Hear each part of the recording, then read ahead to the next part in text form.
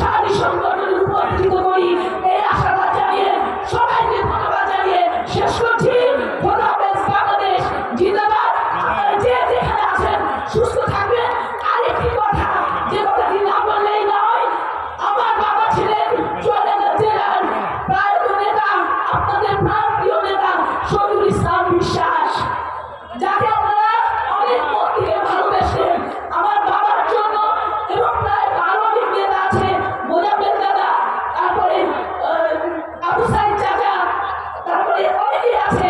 সবার জন্য আপনারা দোয়া করবেন, মন থেকে অন্তর থেকে দোয়া করবেন। আমরা সবাইকে নিয়ে ঐক্যবদ্ধভাবে পথ চলতে চাই। মহান আল্লাহ তাআলা আমাদের সহায় হোক। আসসালামু আলাইকুম।